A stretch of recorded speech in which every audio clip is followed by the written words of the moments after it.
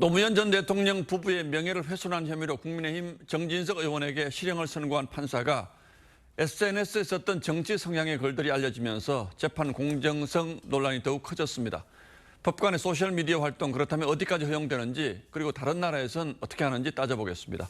자, 홍영 기자, 이 판사가 올린 글이라는 게 어떤 것들입니까? 네, 주로 최근 선거 때마다였는데요.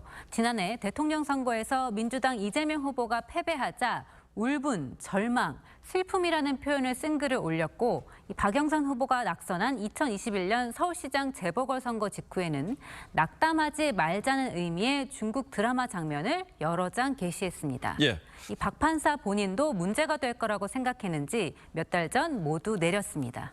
자, 이 판사의 정치적 성향은 분명한 셈이군요. 판사의 개인 SNS 활동에 대해서 다른 나라에서는 어떻게 하고 있습니까?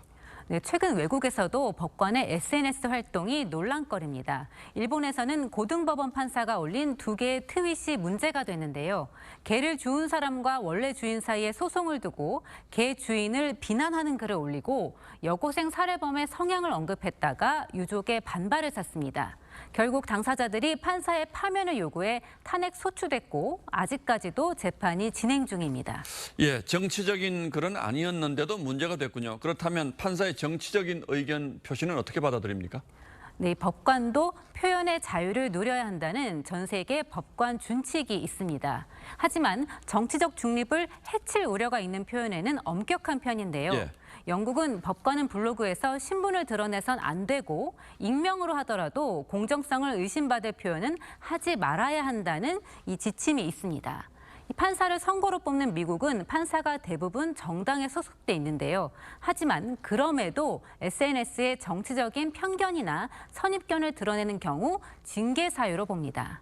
대체로 이 자유는 누리되 법관의 본분은 잊지 말아야 한다는 전제가 깔려 있습니다. 자, 그런데 우리는 그런 지침이나 규정이 없습니까? 네, 우리는 외국에 비해서 추상적인 편입니다. 법관 윤리 강령에는 직무를 수행할 때 정치적 중립을 지키고 공정성을 의심받는 글을 올리지 않도록 권고하고 있지만 이 구체적인 윤리 규범은 없습니다. 문제는 이게 이해상충과 굉장히 중요한 관련을 가지거든요. 합리적으로 어디까지 허용하고 있지 말지에 대한 어떤 국민적인 컨센서스를 마련하기 위한 논의가 이제 좀 시작돼야 되지 않을까라는. 특히 최근에는 일부 민감한 사건 판결에 불신하거나 사법부를 공격하는 여론이 많아졌는데요. 근본적으로 사법부 스스로가 국민의 신뢰를 얻기 위한 노력을 해야 한다는 지적이 나옵니다.